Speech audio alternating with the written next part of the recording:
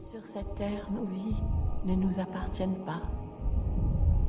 De la matrice à la tombe, les hommes sont liés aux autres. Let's Talk About, c'est du développement personnel, de la spiritualité et de l'astrologie. Interviews et capsules, 2 fois par mois.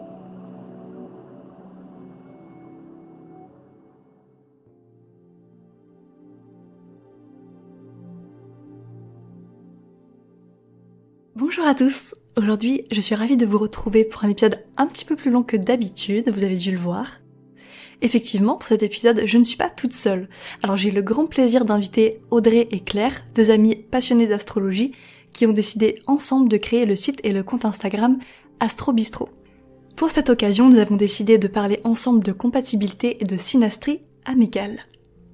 Alors pour la petite anecdote, en préparant l'épisode, on s'est rendu compte dans nos thèmes respectifs que nous avions le soleil d'Audrey, la Vénus de Claire et mon Jupiter en conjonction exacte au même degré du Poisson, ce qui est quand même assez dingue.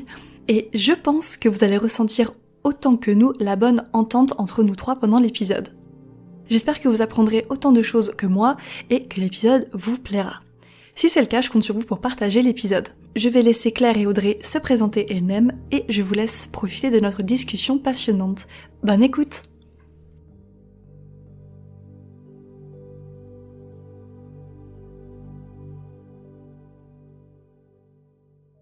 Alors, aujourd'hui, je vais accueillir du coup Audrey et Claire, qui sont toutes les deux créatrices du compte Instagram Astro Bistro. Donc c'est un épisode un petit peu spécial parce qu'on va être 3 sur l'épisode du jour.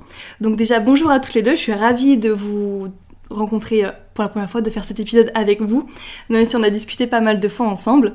Donc, si j'ai bien compris, c'est votre tout premier podcast, on va dire. C'est la première fois qu'on va entendre votre voix, donc je suis super contente de faire cet épisode avec vous. J'aime bien laisser les gens se présenter eux-mêmes. Du coup, je vais vous demander de vous présenter un petit peu chacune votre tour. Est-ce que vous pouvez vous présenter, du coup, voilà, comment vous avez découvert l'astrologie, votre parcours d'astrologue, ce qui vous a poussé à vous lancer dans l'astrologie, etc. Donc on va commencer avec Claire, du coup. Bonjour à tous. Et alors moi c'est un peu particulier pour le parcours d'astrologue parce que j'ai toujours baigné dedans. Je suis donc issue d'une famille d'astrologues, ça existe depuis déjà 2 bonnes générations au-dessus de moi. Et puis vu le thème de mes enfants, peut-être encore une, on sait jamais. Donc oui, j'ai déjà eu des astrologues autour de moi, avec un petit côté uranien, tu vois. Uranus, c'est la planète des astrologues. Dans ma famille, tout le monde l'a, sur un angle, jusqu'à mes enfants. Alors évidemment, comme je voulais pas faire comme les autres, comme tous les uraniens, j'ai d'abord fait pas du tout d'astrologie, comme maman qui est astrologue. Donc j'ai d'abord fait du numérique, ce qui a un petit côté aussi uranien. Donc voilà, mais après, le karma te rattrape. Et puis au premier cycle d'Uranus, tu commences à revenir aux premières amours. Et puis finalement, j'ai complètement changé de voie pour me lancer à 100% dans l'astrologie. Voilà. Et du coup, ça fait combien de temps exactement depuis aujourd'hui ? Voilà. Écoute...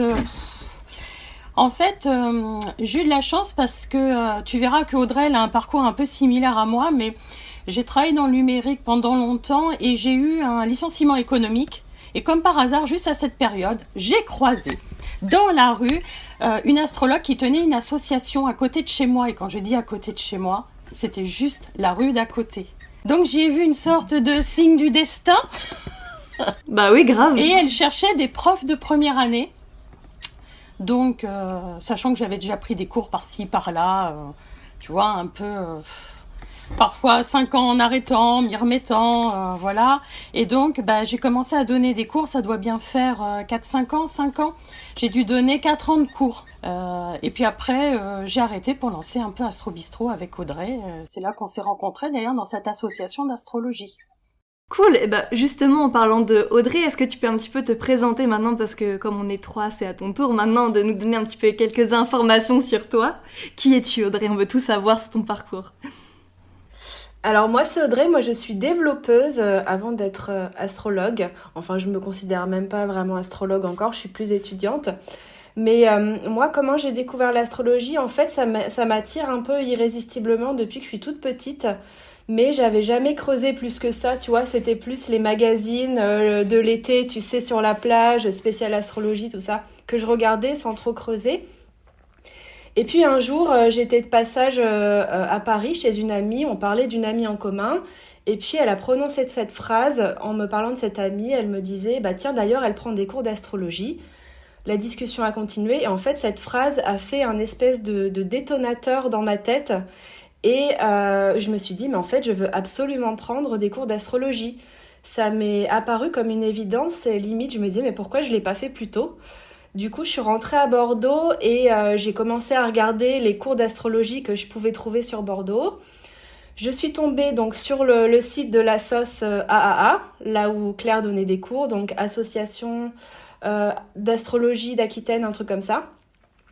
Et c'est vrai que bon, l'association est top, mais quand je suis tombée sur le site, je me suis dit, est-ce que j'y vais pas ? Le site est poussiéreux. Bon, un peu vieux, tu vois. Poussiéreux. Un peu poussiéreux. Et puis même, tu sais, il y a des photos et je voyais que des personnes absolument pas de ma génération. Je me disais dans quoi je vais tomber. Tu vois, un peu cette image finalement vieillotte de l'astrologie qu'on a en France. Et donc c'était l'été et puis les cours reprenaient à la rentrée et vraiment jusqu'au dernier moment, j'ai hésité, genre il était 18h, je devais prendre le bus, le cours était à 18h30, j'ai hésité jusqu'au bout. Et j'y suis finalement allée et donc j'ai débarqué dans ce cours, super bien accueilli par Claire, avec plein de femmes effectivement de tous âges, Ouais. mais hyper sympa. Et je me souviens d'ailleurs, le premier cours c'était sur le bélier. Donc comme fait Claire à chaque fois, à la fin du cours, elle reprend tous les thèmes des étudiants. On regarde nos thèmes par rapport au sujet du jour. Et en fait, je suis tombée direct amoureuse de l'astrologie grâce à ce premier cours. Et j'ai voulu continuer, c'était comme une évidence aussi. Et puis voilà, c'était donc il y a un peu plus de 3 ans. C'est dingue quand même parce que ça fait plusieurs fois dans ton discours, j'écoutais ce que tu dis forcément, et il y a vraiment ce mot évidence qui ressort, Ouais. comme si t'étais tombée amoureuse de l'astrologie, tu vois, que t'étais faite pour ça, et que... Mais c'est comme si c'était un truc qui était enfoui en moi et je te dis, cette phrase a eu comme ça un effet détonateur et je l'ai dit à mon amie Elsa, tu vois, j'ai dit, tu te rends pas compte, mais en fait ta phrase elle a chamboulé ma vie quoi. C'est Parce dingue. que voilà, j'ai pris des cours d'astrologie, mais maintenant je suis en train vraiment de me spécialiser là-dessus, donc il y a eu vraiment un avant, un après. Donc ouais. C'est dingue. Est-ce que, bon alors, t'es pas obligé de nous donner ton âge, mais est-ce que ça a un rapport, tu penses, avec ton retour de Saturne, ou est-ce que c'était un peu avant ou un peu après, par exemple ? Non, c'est pas faux parce que ça arrivait un petit peu avant. Mais tu vois, Saturne se rapprochait déjà de la position dans laquelle elle était au natal, donc je pense que ça a dû jouer. Après moi, mon retour de Saturne, ça a surtout été tombée enceinte, mais D'accord. il y a eu plein de chamboulements comme ça qui se sont produits un peu en même temps. Ah, mais c'est super intéressant. Du coup, Claire, je voulais te poser une question, rebondir sur ce que tu disais, parce que quand même, voilà, je suis super intéressée par ça. Tu disais que tu étais née dans une famille d'astrologues, quand même. Donc c'est super intéressant. Donc la famille des Barbeaux, si je dis pas de bêtises, Ouais. si je le prononce bien. Du coup, dis-moi un petit peu ce que ça fait de vivre dans une famille d'astrologues, parce que évidemment, t'es la seule que je connais qui a ce cadre familial d'astrologue. Enfin, moi, je sais que je suis la seule dans ma famille à faire de l'astrologie, et on est beaucoup comme ça, à être un petit peu les moutons noirs de la famille. Et toi, c'est marrant parce que c'est vraiment tout l'effet inverse, c'est très contrasté du coup par rapport à ma vie, par exemple. Alors du coup, à quoi ça ressemble les repas de famille d'astrologue ? Comment on fait, enfin comment on assume entre gros guillemets, comment on paraît par rapport aux autres dans la vie extérieure quand tu dis que t'as une famille d'astrologues ? Comment on est perçu ? Alors, déjà, je le disais pas trop quand même. Hein. J'ai quand même mis très très longtemps aussi à assumer parce que, un peu pour la raison dont parlait Audrey, c'est que ça n'avait pas très bonne presse. Il faut toujours un peu justifier quand tu dis que tu fais de l'astrologie. Surtout que, tu vois, Audrey, elle est développeuse, j'étais dans le numérique, j'étais entourée que d'hommes, on va dire. Dans un milieu plutôt machiste, si tu parles d'astrologie, c'est tout de suite, ah bah oui... avec un petit sourire, genre c'est bien mignon dans le meilleur des cas. Quant à la famille d'astrologues, bon, je vais te décevoir un peu, c'est pas non plus Harry Potter ou tu vois ou la famille Adams. c'est mon père, il est bien cartésien, c'est pas trop son truc. Mais par contre, oui, ça a une incidence particulière parce que moi, c'est vraiment pour ça que je me suis mis à l'astrologie, parce qu'en fait, je comprenais rien au dîner de famille, quoi. Quand il y avait vraiment le dîner familial avec toute la famille astrologique, on va dire, mais c'était comme s'ils parlaient une autre langue, quoi. C'était complètement ésotérique. Donc je m'ennuyais ferme pendant les dîners. Donc je me suis dit, bon, il va falloir que je m'y mette pour me faire une opinion. Tu sais, moi j'ai un côté taureau, cartésien. Faut que je sache, faut que je teste. Je crois que ce que je vois, donc voilà, je m'y suis mis un peu comme ça. Donc c'est grâce au repas de famille. Après, comment ils sont, écoute, je pense que c'est un peu comme une famille qui parlerait, tu vois, de psychologue aussi. On a tendance à...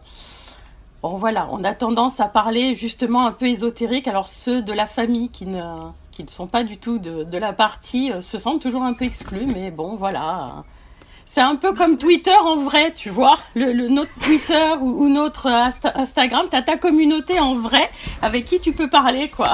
Ouais, mais grave. Et c'est vrai que ça fait un peu... Enfin, je pose la question parce que c'est vrai que les familles comme ça où t'as le métier qui se transmet, c'est toujours intéressant de voir un petit peu la dynamique et comment ça se transmet, tout ça. Donc c'était plutôt dans ce sens-là. Mais c'est vrai que ça peut faire très sectaire. Pas forcément l'astrologie en tant que telle, mais quand t'as une famille qui est vraiment rassemblée sur un sujet en particulier, puis même rien que sur Twitter, la communauté qui est très... j'irais pas jusqu'à dire fermée parce que justement je trouve que c'est une communauté très ouverte. Mais en fait c'est un langage très spécifique. C'est pour ça que ça fait très sectaire.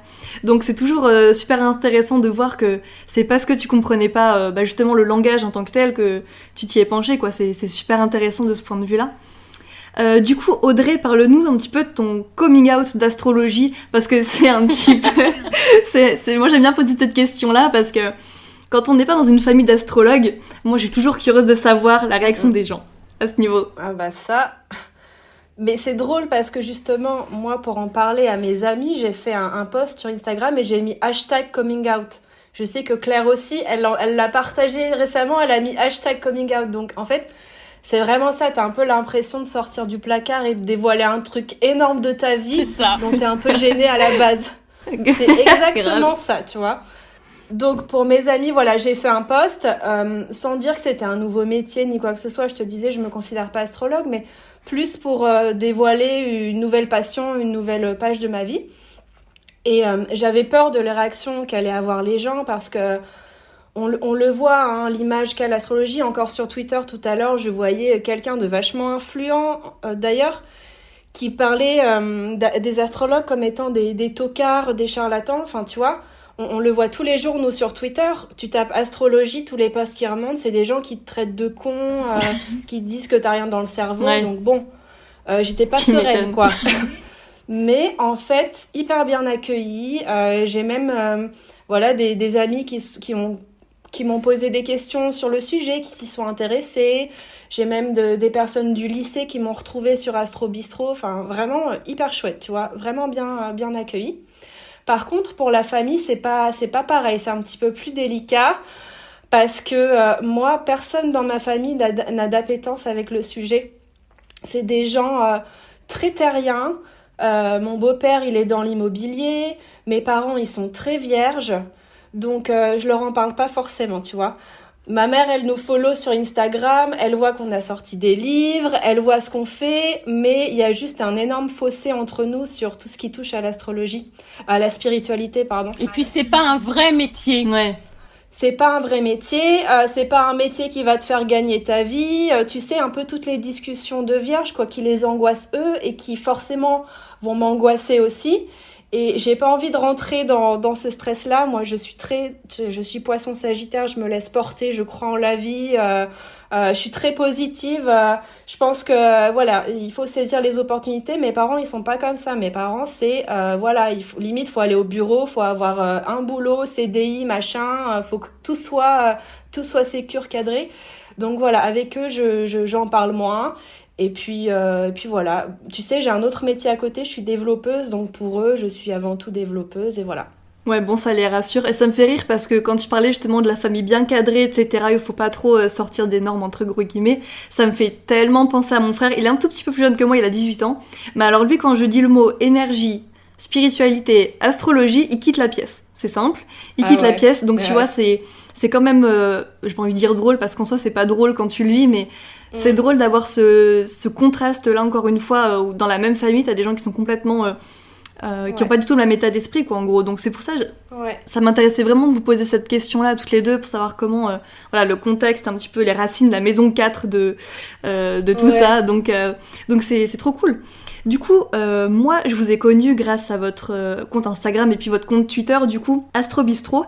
Et j'aimerais que vous m'en parliez un petit peu plus, comment ça vous est venu en tête. Donc, depuis quand, quel était le but derrière ça, l'idée du nom. Voilà, est-ce que vous pouvez m'en parler un petit peu plus sur le concept ? Ouais, alors je vais t'en parler parce que à la base, ça vient de moi. En fait, ça a commencé au printemps 2019, donc à une semaine d'écart à peu près, Claire et moi, on a toutes les deux appris que notre job s'arrêtait. Donc tu vois, première synchronicité un peu entre nous, première d'une longue liste. Belle coïncidence. D'une longue liste, oui. Tu vois, et d'une longue liste, ouais. C'est très troublant. Et en fait, suite à ça, quelques jours après, moi j'étais en voiture et puis j'ai eu une espèce d'idée fulgurante comme ça qui a surgi. Et en fait, c'était Uranus qui transitait mon maître d'ascendant, je pense, qui m'a donné l'idée. Mais c'était l'idée de faire un podcast d'astrologie. Parce qu'à l'époque, tu sais, les podcasts commençaient à décoller un petit peu. Et il n'y avait pas vraiment de podcast français d'astrologie. Il y avait Z comme Zodiac qu'on aimait bien, mais j'avais pas du tout envie de faire la même chose. Moi, c'était plus d'avoir, tu vois, un échange, en fait. Et en fait, j'ai soumis... Et LTA est arrivé. Donc voilà, on a sauvé le game. Oui, on t'a connu après, voilà, à travers Twitter. Mais... du coup, j'ai soumis l'idée à Claire et à Christelle, qui était une autre élève de notre cours, et très enthousiaste, vraiment, l'idée leur a plu. Donc, on décide de se faire un resto pour parler du projet et le lancer. Et ce qui est drôle, c'est que c'était le jour de l'anniversaire de Claire. Son soleil, il est à 13 degrés du taureau, et moi, ma Vénus est à 13 degrés du taureau. Donc en fait, ce jour-là, il y avait le soleil qui transitait, notre conjonction soleil-Vénus. Donc je vois ça un petit peu comme un transit. Et la lune aussi. Et la lune aussi, d'accord. Et du coup, c'était un beau transit, tu vois, je trouve, pour lancer le projet. Et donc en bon taureau, toutes les deux, voilà, le nom Astrobistro est venu. Et puis je trouve que ça a ce côté chaleureux, partage. Puis on est à Bordeaux, tu vois. Le bistrot... Voilà, c'est ça. Ça nous allait bien. Et donc, comme tu peux le voir, on n'a jamais lancé de podcast. Ça n'est jamais arrivé. Pas encore, ça va arriver. Pas encore. Mais du coup, on a créé une page sur Twitter et en fait, c'est comme ça qu'on s'est lancé. Et puis, avec Claire, on était tellement à fond. En même temps, on avait du temps libre. Christelle, elle travaillait. Donc, rapidement, elle s'est dégagée un petit peu du projet pour nous laisser toutes les deux. Et puis, c'est là que tout a commencé. C'est trop cool. Vraiment, l'idée du nom par rapport au taureau, j'aurais pas du tout pensé que ça venait là entre gros guillemets. Je sais que c'est pas spécialement ça le truc, mais c'est vrai que voir effectivement le signe du taureau assez présent et Astrobistro, moi je trouvais ça drôle, honnêtement.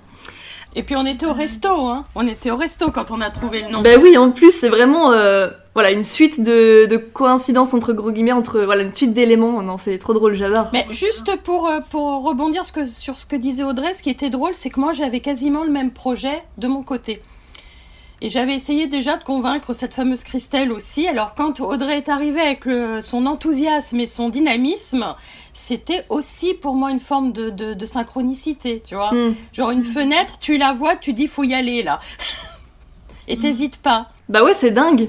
Tu m'étonnes. Bah comme quoi ça devait se passer à ce moment-là, donc voilà, faut même pas aller chercher plus loin que ça. Vraiment, tout s'est enchaîné naturellement, quoi.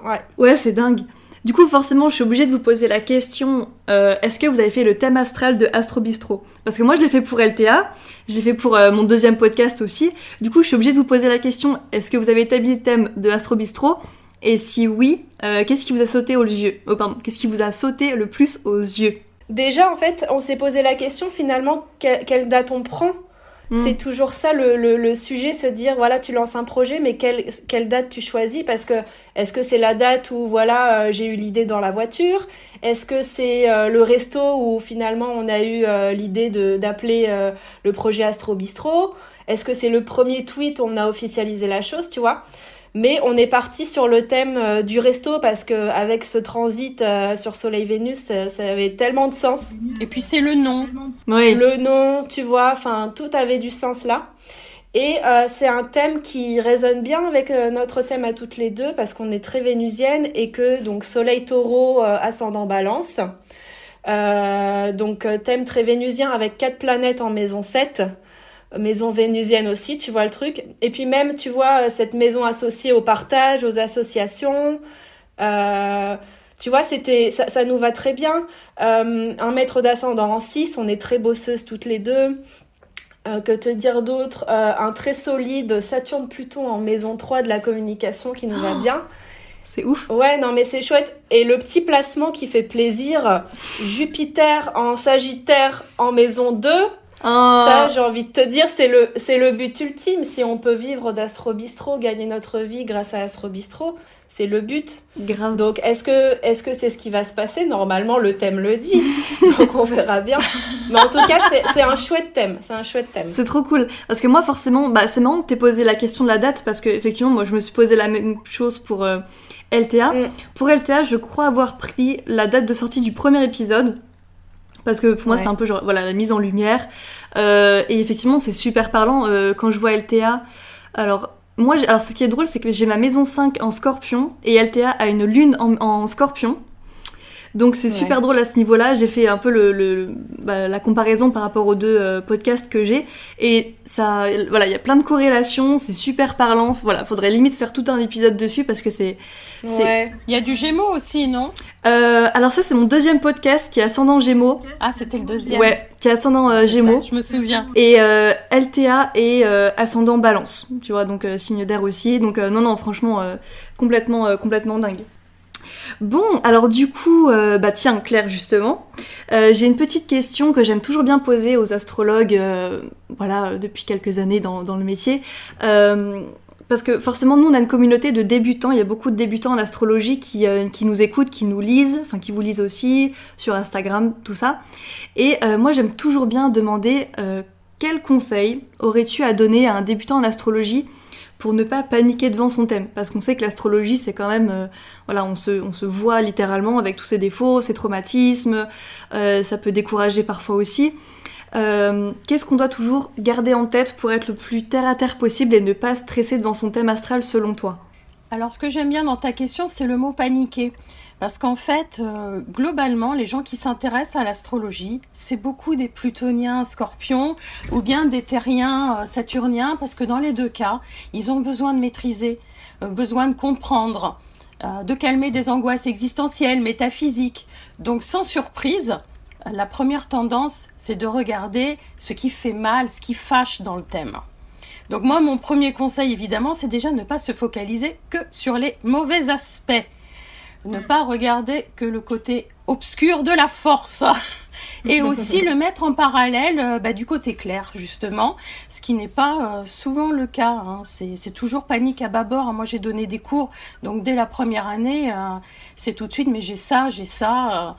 Donc ça, c'est un premier point. Et puis j'en ai un deuxième et qui est capital, à mon avis, c'est que il est important pour les gens qui commencent à regarder un thème astrologique, le leur déjà, de comprendre que le thème, il n'est pas statique.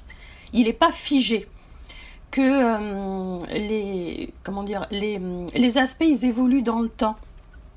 Et c'est pas parce qu'il leur est arrivé quelque chose de terrible, par exemple, à un moment donné, hein, on peut aussi imaginer ça, que ce sera comme ça à chaque fois. Parce que les planètes, elles ont un âge, elles ont un cycle. Alors, je sais pas, par exemple, tout ce qu'on appelle les transsaturniennes, toutes celles qui sont après Saturne, notamment Uranus, Pluton, Neptune, c'est des planètes qui sont pas faciles à vivre quand on est jeune. Donc, il se peut que dans un premier temps de vie, on le vive de manière assez inadaptée. Je prends par exemple Uranus. Quand on a un Uranus à l'ascendant, on peut se sentir, oui, inadapté, un peu marginal, un peu différent.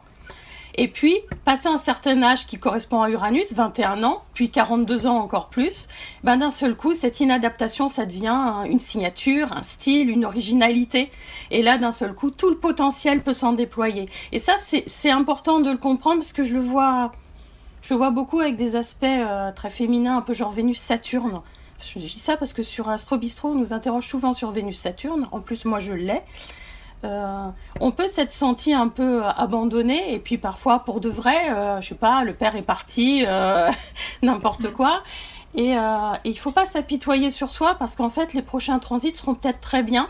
Et Saturne, c'est aussi la stabilité, la fidélité. Ça peut être un couple qui durera plus tard. Voilà, c'est ce genre de choses qui est, je trouve important à comprendre, c'est que finalement c'est pas figé tout ça.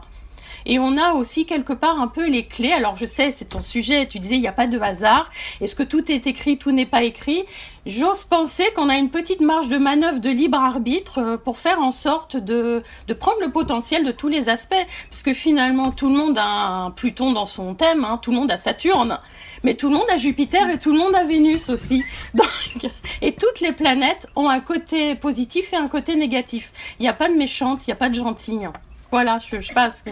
Mais bien sûr, et je suis entièrement d'accord avec toi, et surtout quand tu parles de la notion de libre arbitre, surtout quand on me pose la question par exemple, ou même en message privé, peu importe, il y a quelque chose que j'aime toujours bien dire, parce que forcément quand on débute, on a l'impression que tout est déjà écrit, alors que évidemment c'est faux, ça évolue comme tu le dis. Et il y a quelque chose qui ne sera jamais dans le thème astral, c'est notre libre arbitre, parce que c'est littéralement ce qui fait qu'on évolue avec notre thème astral, et que notre thème astral évolue en même temps que nous. Donc faut vraiment pas penser, pour les débutants qui nous écoutent, que tout est écrit à l'avance et que votre thème astral régit votre libre arbitre, etc. Puis t'as peut-être autre chose, c'est qu'il faut aussi comprendre qu'on ne lit pas tout dans un thème astral. On connaît pas la culture de la personne, dans quel pays elle est née, dans quelle éducation elle a été éduquée, etc. Et ça, c'est des inconnus quand même que l'on peut avoir aussi, quoi. Mais bien sûr, et puis ne serait-ce que le développement personnel de la personne en tant que telle, parce que notre thème astral forcément évolue en même temps que notre propre développement, donc même s'il y a un aspect par exemple qui paraît être super difficile ou mal vécu ou peu importe, si la personne donne du sens derrière et on voit qu'elle le transcende d'une bonne manière, en tout cas qu'elle le vit d'une bonne manière, ça peut donner toute une autre dimension, je pense, au thème astral, et voilà, et le vivre du coup du mieux possible, même s'il y aura des aspects qui seront pas forcément faciles, mais ça c'est comme tout le monde, comme tous les thèmes. Aujourd'hui, si je vous ai invité sur le podcast, c'est pour qu'on parle d'un sujet en particulier, qui est, je trouve, super intéressant, parce qu'en plus, vous en avez parlé sur... je crois que c'était sur Twitter, sur Instagram aussi, je crois, en story. C'est la synastrie amicale. Du coup, c'est étudier deux thèmes astro de deux personnes amies, tout simplement. Alors du coup, voilà, vous avez récemment parlé de votre synastrie à vous deux sur les réseaux. Évidemment, qui est très jolie avec ce soleil Vénus. Je crois que c'est... Je sais plus s'il y en a qu'un ou s'il y a deux côtés soleil. Il y en a deux, ouais. Il y en a deux. Ouais, il y en a deux, voilà, c'est ça. C'est dingue d'ailleurs. Et du coup, moi, je me suis posé la question qui, je pense, va intéresser tout le monde. Tout le monde va aller faire ses petites recherches après l'épisode. C'est quand on fait une synastrie amicale entre deux personnes, selon vous, quels éléments, donc ça peut être planète, forcément maison, aspect, peu importe, qu'est-ce que selon vous doit regarder en premier en ce qui concerne du coup une possible bonne entente? Audrey, est-ce que ça dit de répondre à la question en premier? Alors moi, je voulais juste introduire le sujet pour expliquer un peu la synastrie et comment la tracer. Et puis après, c'est surtout Claire qui va en discuter parce que c'est elle qui a le savoir ultime sur le sujet. Je te mets la pression. Ouais, c'est ça. Et vous allez voir après, vous allez courir regarder vos thèmes, vos synastries, c'est sûr. Mais en fait, oui, la synastrie, c'est quoi? C'est la comparaison de deux thèmes. Donc votre thème et quelqu'un d'autre, ou deux thèmes. Donc, par exemple, pour le faire, vous avez des sites comme AstroThème. Donc, vous avez, je crois, je sais plus c'est où sur le site, mais bon, vous tapez synastrie, vous allez trouver. En fait, il y a deux choses qu'il faut faire. Déjà, il y a la superposition des deux thèmes, où là, on va regarder comment les planètes un petit peu communiquent entre elles, ou par exemple, ma Vénus, où est-ce qu'elle va tomber dans le thème de l'autre personne, dans quelle maison. Et même pour toutes les planètes, en fait, on va regarder toutes les planètes si on veut vraiment rentrer dans le détail de la synastrie, parce que toutes les planètes ont une symbolique, et c'est très intéressant à regarder. Et puis après, ce qu'on a tendance à oublier aussi, c'est qu'il faut aussi comparer les deux thèmes, parce qu'il y a des aspects chez l'un qu'on peut peut-être retrouver chez l'autre. Alors moi, je vais parler de moi et de mon compagnon, c'est une synastrie amoureuse, mais bon, ça revient au même, c'est un petit peu les mêmes principes. Par exemple, moi, j'ai un carré Lune-Neptune, et lui aussi, il a un carré Lune-Neptune. Donc ça, on va pas forcément le voir quand on superpose les deux thèmes, mais quand on les met l'un à côté de l'autre, on va voir tout ça. Et c'est comme ça aussi qu'on va voir les potentielles ententes ou les potentiels points de blocage aussi qu'on va trouver, voilà. C'était juste pour introduire un petit peu, et puis je vais laisser Claire continuer. Ben écoute, c'est parfait parce que je suis bien d'accord avec ça. Je pense qu'il y a trop tendance à superposer immédiatement deux thèmes. Je vois sur les réseaux, ils envoient des synastries avec qu'est-ce que vous en pensez, mais en fait, il faut déjà commencer par regarder les deux thèmes pour voir, c'est comme un couple, effectivement. On regarde pas que les points communs, on regarde aussi les complémentarités, les dominantes de chaque thème. Alors par exemple, je vais rester sur le thème avec Audrey, mais elle a un thème nocturne, elle est née la nuit, donc toutes les planètes sont sous l'horizon, sous l'axe ascendant-descendant. Et moi, c'est plutôt l'inverse, puisque je suis née à 13h, donc j'ai plutôt les planètes au-dessus. Ça fait que j'ai déjà un côté un peu plus extraverti, et elle un côté un peu plus introverti. On peut déjà voir un point de complémentarité qu'on n'aurait peut-être pas vu d'emblée effectivement sur la superposition. Donc c'est important déjà de se poser la question comme ça, est-ce que l'autre est social, introverti, extraverti, est-ce qu'on se complète? Après il y a aussi une question simple, c'est qu'est-ce qu'on cherche, qu'est-ce qu'on attend d'un ami, hein, voilà, je sais pas. Alors moi je te donne une de mes dominantes, c'est d'être mercurienne. Donc moi j'ai besoin que les amis me comprennent, que je puisse parler avec eux, que je puisse échanger, que ce soit ludique, que je puisse m'amuser, enfin bon. Donc déjà, je vais chercher quelqu'un qui correspond à ça, en fait. Ah, mais c'est super intéressant, et en fait, c'est vrai que honnêtement, maintenant que vous le dites, ça paraît évident, mais alors vraiment, mea culpa, j'ai vraiment tendance à faire la synastrie tout de suite, et à pas forcément, enfin, quoi que ça dépend, mais à pas forcément prendre les deux thèmes l'un à côté de l'autre, alors que c'est vrai que c'est une des premières choses qu'on devrait faire.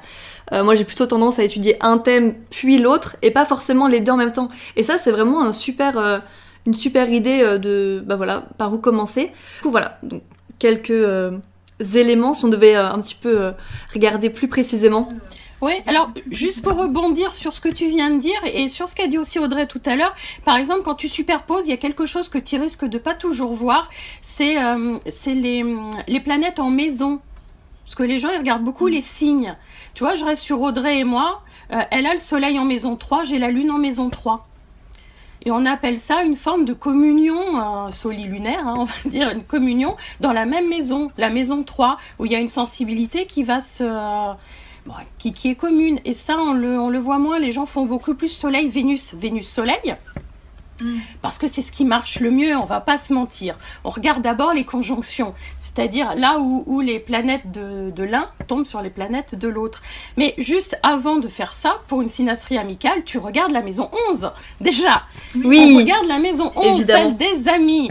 Donc, par exemple, avec Audrey et moi, c'était pas gagné parce qu'elle a Pluton en 11 et j'ai Mars-Saturne en 11, donc sans que les amis, c'est pas forcément simple. Mais en même temps, chez moi, c'est un Mars-Saturne carré Pluton. On retrouve Pluton dans les deux cas. Peut-être qu'on a des amis astrologues. Parce que Pluton, c'est ça aussi. Donc oui, on regarde la maison 11, effectivement. Les conjonctions, Vénus, c'est toujours Vénus, Lune et puis Soleil, hein, la même chose. Mais on regardera aussi Mercure parce qu'on communique entre amis. D'accord. Bon, peut-être pas deux Neptuniens, tu me diras, mais peut-être qu'eux, ils fusionnent. D'ailleurs, j'ai un bon exemple. Tu prends Montaigne et la Boétie. Ouais, je sais, je fais littéraire, mais en amitié, on parle beaucoup d'eux parce que c'est la phrase, parce que c'était lui, parce que c'était moi. C'est une lune Neptune sur un soleil Neptune. Donc, on est dans la fusion d'âmes. C'est dingue. On va dire qu'ils étaient faits pour voilà, c'est le coup de foudre. Alors amical, ça aurait pu fonctionner aussi. On imagine autrement. Enfin, on ne sait pas tout peut-être. Mais et plus il y a affinité. C'est ça. Mais tu vois là, c'est sur le mode neptunien. Après, sur le mode mercurien, Mercure, c'est pas mal de le regarder aussi en signe et en maison dans une synastrie en plus de Vénus. Après, tu regardes aussi les différences. Les carrés de Mars entre eux sont pas très bons. Tu vois, là, j'en ai un autre d'exemple, c'est Chirac et Mitterrand. le soleil de l'un de Chirac sur le Mars de Mitterrand, et puis leur de Mars en carré. Bah, ils s'aiment pas. Voilà. Alors, nous aussi, on a des petites distensions, mais c'est pas grave, parce que, justement, on les connaît. Oui. Voilà. Et puis, on sait aussi, comme on fait de l'astrologie, Ouais. quand éviter de se parler, je sais pas.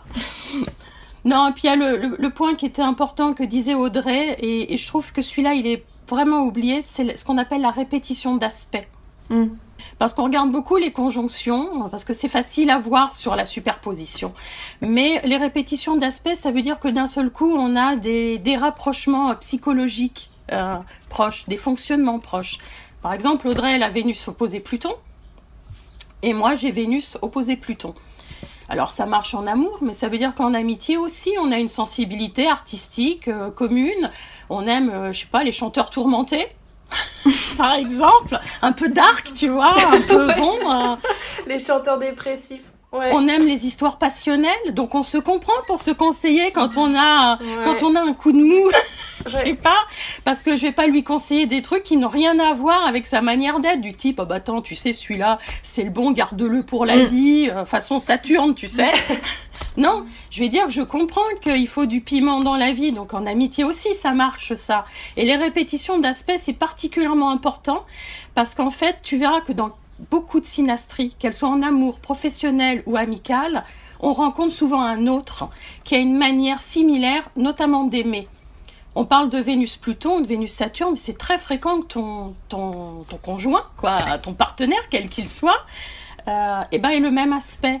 Tu vois, Françoise Hardy, Vénus-Saturne, Dutronc, Vénus-Saturne. D'accord. C'est des gens qui se reconnaissent, on parle le même langage. Donc c'est pour ça que repartir du thème à l'origine et voir les points communs séparément, c'est pas mal aussi. Ben oui, et c'est marrant parce que, voilà, je note dans ma tête, parce que récemment, j'ai croisé quelqu'un sur Tinder qui a Vénus-Mars comme moi en conjonction, donc du coup, voilà, je retiens ça. Mais c'est marrant parce que du coup, quand tu étais en train d'expliquer, voilà, la répétition d'aspects entre deux thèmes, ça m'a fait penser,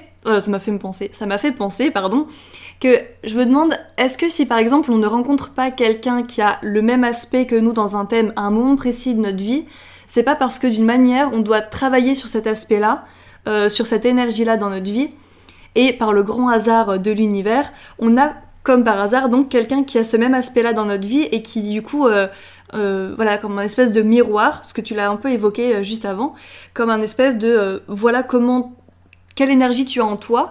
Donc voilà, la vie te met quelqu'un qui a ce même aspect que toi en face. Je me demande si ça, c'est pas davantage vrai pour des aspects de tension, tu vois, des carrés, des oppositions. Parce que je pense vraiment que on se rencontre plutôt sur les aspects similaires, simplement parce que c'est notre même manière de voir, où je parlais de Vénus-Saturne, c'est la même manière d'aimer. Si t'aimes façon Vénus-Mars, toi, justement, bah t'auras du mal à tomber sur quelqu'un qui a une Vénus, je sais pas, Saturne, ou qui va être, je sais pas, beaucoup moins pimenté aussi, c'est pareil.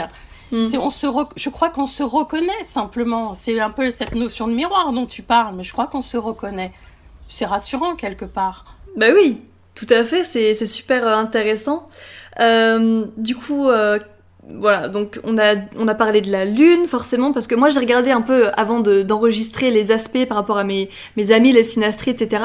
Et donc automatiquement la première chose que je suis allée voir, moi, c'est la lune dans le thème astral, et évidemment aussi la maison 11, donc voilà, des soleils en maison 11, des Vénus en maison 11, enfin voilà. Et il y a quelque chose que j'ai remarqué, alors dis-moi ton avis là-dessus, parce que je suis quand même intéressée, c'est que dans les amitiés qui sont les plus intimes, moi j'ai aussi retrouvé de la maison 8 et de la maison 12. Alors est-ce que d'une certaine manière tu trouves ça logique, ou est-ce que c'est juste un hasard entre guillemets? Parce que je trouve que la maison 12 notamment, il y a cette histoire un petit peu de pas besoin d'avoir à parler. Ouais, j'ai un Mercure qui tombe dans la maison 12 d'une de mes amies, je crois que j'ai un soleil qui tombe dans la maison 12 d'un de mes meilleurs amis justement. Non, c'est pas un soleil, c'est autre chose. Et du coup je trouve ça super intéressant comme point de vue, parce qu'on a cette idée un petit peu, cette dynamique un petit peu intuitive, je trouve, même assez intuitive, on n'a pas besoin forcément de se parler. Donc est-ce que les maisons 8 et les maisons 12, c'est des maisons que tu remarques beaucoup dans les synastries amicales par exemple? Alors moi personnellement pas tellement, mais Non. j'ai peut-être pas cherché, hein. Sincèrement, je pense que j'ai pas cherché. Ça me paraît tout à fait possible ton interprétation. Après, je pense encore que ça dépend, tu vois, de la dominante et de la personnalité de chacun. Il y en a qui ont besoin de fusionner un petit peu. Il y en a qui ont besoin de parler. Il y en a qui ont besoin d'être très seuls, même avec leurs amis, on va dire, qui se voient, tu sais, une fois par an, mais de manière très stable. Et ce sera pas la même manière d'avoir des amis. Encore une fois, je pense qu'on n'est pas tous égaux et qu'on peut pas lire les synastries amicales de manière, je sais pas, unique. Voilà. Tu vois, quand je posais la question de comment tu vois l'amitié, je pense que c'est ça la première question. Si tu la vois sur un mode, effectivement, comme je disais, moi, j'ai besoin d'avoir quelqu'un, alors c'est vrai que c'est un peu terrible de dire comme ça, mais qui soit un peu à niveau pour discuter, pour pouvoir discuter, échanger, parce que ça compte pour moi d'échanger de refaire le monde, tu vois. Voilà. Donc, ça va importer, du coup, c'est pour ça que Mercure est important dans mes synastries à moi. Audrey, quand j'ai posé la question, il y avait plus le côté, je sais plus comment tu me l'as dit, Audrey, pour toi, l'amitié. Bah, moi, c'est plus quelqu'un qui fasse l'effort d'apprendre à me connaître parce qu'au premier abord, je suis hyper secrète, assez fermée. Donc moi, je vois l'amitié comme ça, quelqu'un qui va se dire, voilà, cette personne me donne j'ai envie d'en savoir plus sur elle. Ben moi, je pense que dans ce cas, la réponse que tu donnais, Constance, la maison douce sera à regarder. Mais tu vois, entre Audrey et moi, le poisson est très fort entre nous, puisqu'il y a Vénus poisson et puis Soleil poisson l'un sur l'autre. Donc je pense que ce côté aussi un peu fusionné, un peu empathique, besoin d'être compris, comme tu dis, besoin d'être compris sans avoir besoin de parler, nous on l'a aussi. Donc moi je vais dans ton sens, mais je connais aussi des gens qui n'ont pas du tout d'eau dans leur thème et qui s'en moquent un peu de ce côté-là. Et je suis pas sûre qu'on retrouve ces maisons-là chez eux. Voilà, c'est tout. Donc, mais quand on est un peu là, on est toutes les trois entre gens un peu empathiques, on va dire. Donc, j'aurais tendance à dire oui pour ce style-là, quoi, pour nous. D'ailleurs, comme je t'avais dit, Constance, c'était rigolo parce que t'es la première à nous avoir contacté pour faire un podcast ou même une interview, ou je sais pas.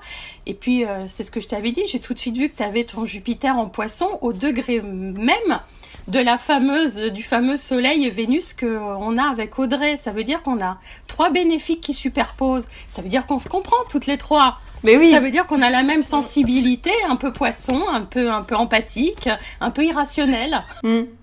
Mais c'est intéressant, justement. Déjà, c'est complètement dingue, comme on se l'était dit, que voilà, on est cette triple conjonction comme ça.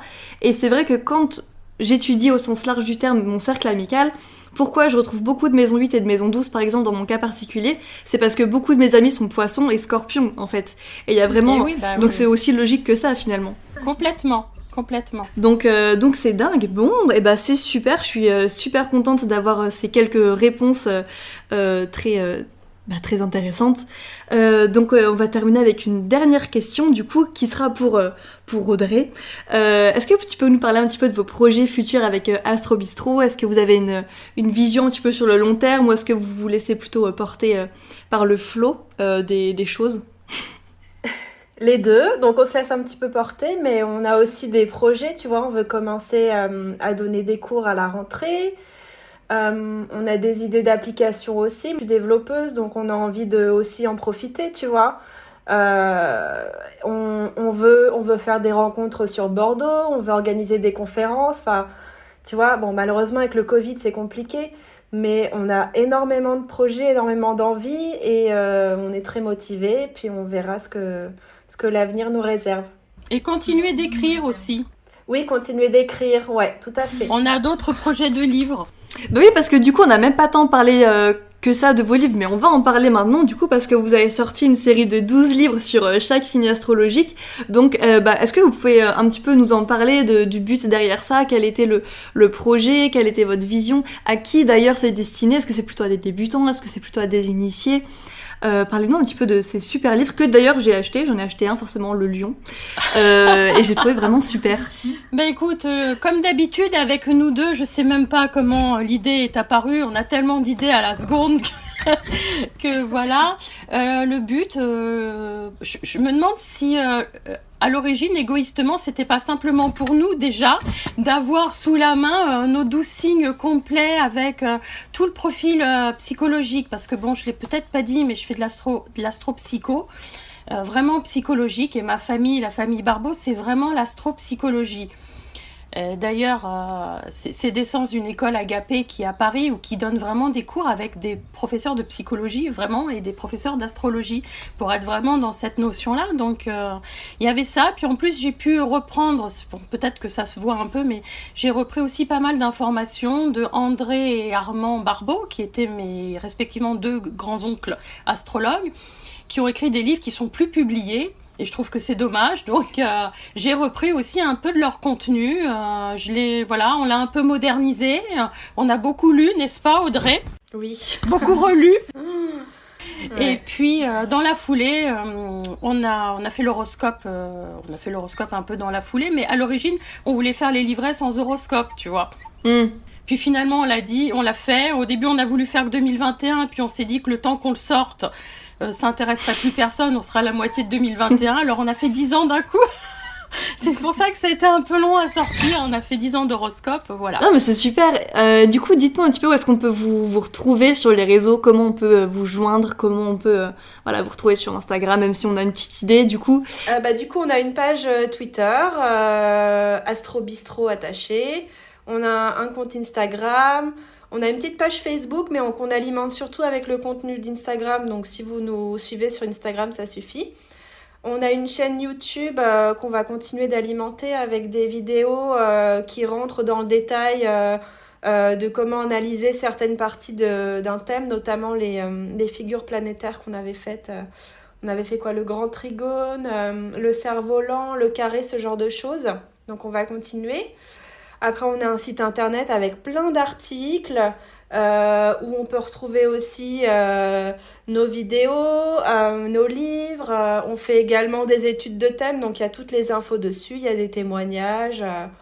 Voilà, plein de choses. Bon, plein de contenu en plus gratuit, Ouais. que demander de plus.